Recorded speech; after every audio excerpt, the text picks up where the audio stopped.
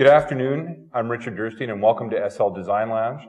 Today we'll be talking about retail rollouts. I'd like to introduce John Brazel. John is a former VP of Architecture and Construction for International Dairy Queen. John will be asking and talking a lot about retail rollouts today, so welcome. Hello, thank you. I guess first of all I'd love to start off by just talking about some of the trends in retail rollouts and where that's going. Well, I think a few of the trends that really came to light when we were doing our prototyping is cost reductions and efficiencies.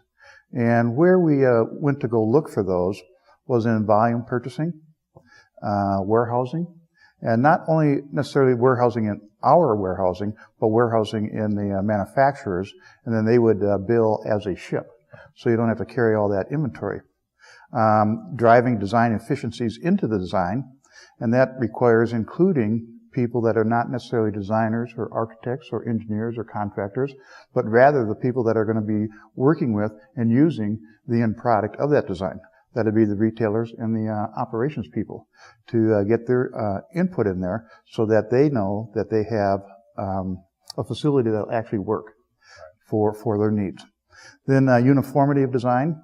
Once you complete your prototyping and the entire process that you go through prototyping, that uniformity is really where the efficiencies are driven into the design. Because now you can go ahead and do your volume purchasing. You can buy all your signs. You can get all your ceiling tiles.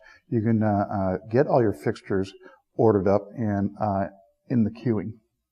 And one area that most everybody does, but they don't do it on a consistent basis, is value engineering.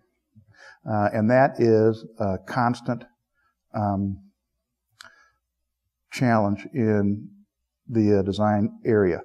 You have to challenge the design to get the value engineering out of it. And as that value engineering is completed, it will move that project to a better investment ratio. All right. And I guess you're referring to getting the overall cost down over time. That's correct. Being able to take that concept or that rollout and place it into a smaller footprint from coast to coast. Sure. When you do the value engineering, you do it usually on the first project, second project, third project for 3 rounds of value engineering. And once you'll see those costs starting to come down fairly quickly on the first 1 or 2. The third round of value engineering, and then the yearly or the semi-yearly value engineering, you'll move the needle a little bit, but the big cost reductions are in the first rounds of value engineering. Then the next option is setting up that prototype to go into the various size markets, whether it's a market or a B market or a C market, and moving the footprint so that it can get into a market with a smaller population. And thus the investment is down and you get a stronger ROI. Right. John, I'd like to take a minute and talk about sustainability and LEED as far as retail rollouts goes and your experience in that. I think green technology is just now at the forefront of design and construction. And I believe that we will see city governments and their agencies requiring LEED building plans and what certification that building plan is. And they're going to have minimum levels that they're going to want to see on each of these building plans. So as a retailer or operations company, you will want to align yourself with outside consultants that have a LEED background. And they can take that LEED background and incorporate it into the design and make that design more green. And when you do that, these outside experts or consultants, whether they be architects, engineers, brand design firms, they will provide the documentation reports that I believe these cities are going to require. Speaking specifically to LEED, if you'd like to know more, I invite you to go to www.sldesignlounge.com and download the white paper or the webinar that we have hosted with LEED specific consultants to get more information specifically about that. John, what about other trends that are happening as far as retail rollouts? Well, I think single source vending is an area that corporations should look into. And single source vending is a scalable concept. So if you're looking at 0 to 50 stores, say for example, you'd want a vendor that can go coast to coast. They need to have the volume so that it becomes beneficial to them to keep all this product at their warehouses. And when you start moving beyond that to the 50 to 150 range, then you'll see corporations, they'll break down their buying or their purchasing power to 3 or 4 regional centers. And those suppliers will then ship to that area. What's nice about that is you can load balance your projects. So if, say, the Southeast is having a lot of projects coming in and the Mid-Atlantic states are not, you can take that Mid-Atlantic states vendor and also supplement the products going into the Southeast. And so that kind of flattens out the demand load for all the vendors and your projects. I think another area is unique design requests from landlords. And landlords, it could be a regional design center, a regional mall, it could be a lifestyle center, it could be a strip center, it could even be a build-to-suit landlord. And what's important here is you have to have the unity of the design message being delivered. And that starts right from the first contact with the lease managers, through the design staff, through the architects, engineers, so that the landlord understands the value of the prototype design itself. That's what your customers recognize. And as a landlord, they want you to be successful. That's the whole purpose for the relationship. And once they do that, they have their staff that are development people, and they understand the importance of prototyping. So it's a matter of hitting that balance. While the landlord does have requirements, and they may be requirements issued by the city because it's a planned, say, neighborhood. So some of that is going to have to be taken into account, but you'll need to have your design people or your brand designers that are knowledgeable in how to get that incorporated in there, so it makes a positive impact on your prototype, and it doesn't derail the message you're trying to deliver to the consumer. Right. And we've come in contact with that where we've had to create a large format store, which is the A-market prototype. Right. And then how does that scale down across the smaller markets? Right. How does that go from a tiered pricing point, from a good, better, best, and how that scales across? Yeah, and then it becomes a part of the development process. Does this size store fit this neighborhood? Right. Does this larger size store, will that drive more business into the location?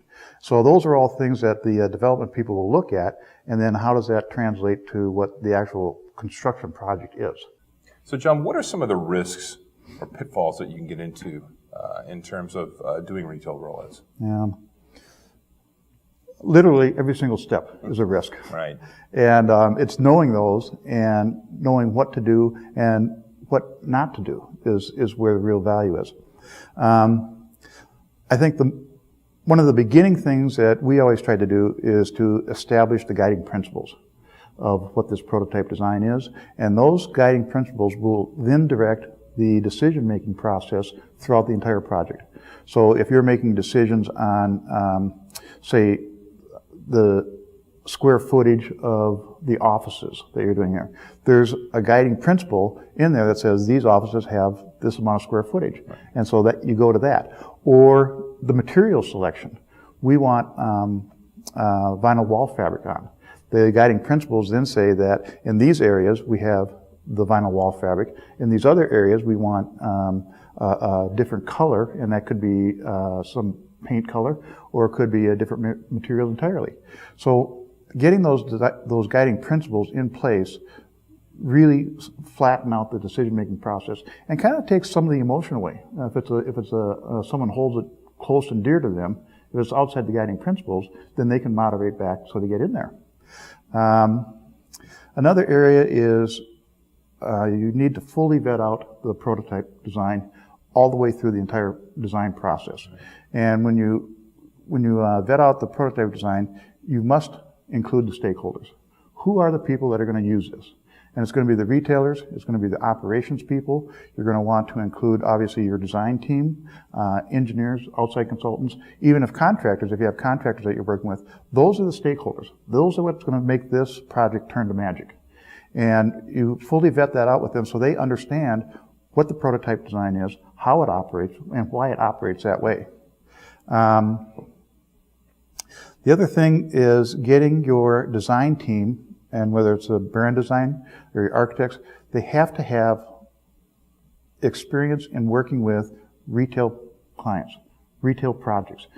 And they listen to the retailers and the operations people. They don't speak design language. They certainly don't speak construction language. So your designer has to know who these people are, what there really is that they're asking, and have to listen to them and get that incorporated into the design.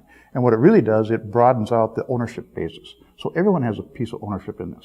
Another area of risk is you don't want to push your prototype development beyond its speed limit.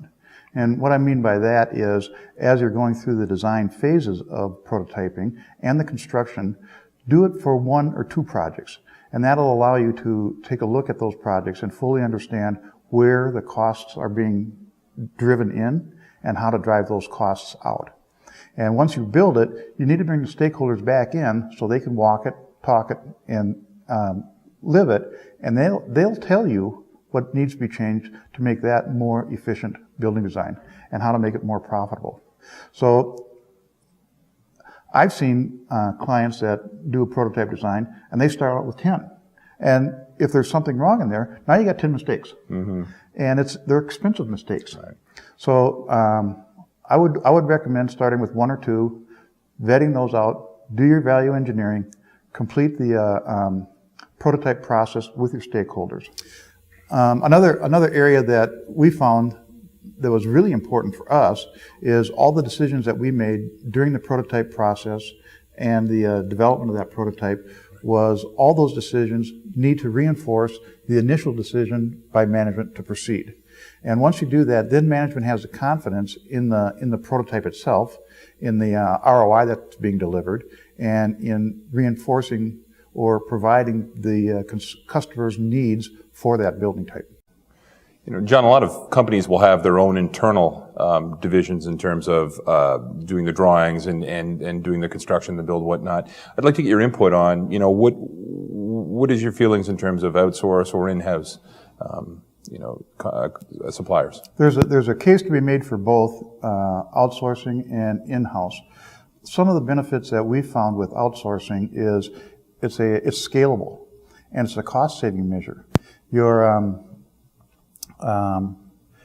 development schedule is dependent upon the number of people you have in-house to do the drawings and do the construction versus an outside company that can bring in more experts to work on that project. So as you're building, ramping up for that development, they can ramp up with you. And the people in-house become the curators of the corporate culture. And they'll keep the decisions process on track and keep the internal mechanisms of the corporation working, while then the outside experts can speed up on the project. That's the trick, is once you get out of prototyping, is to speed these projects along to get to development and to get to market. Right.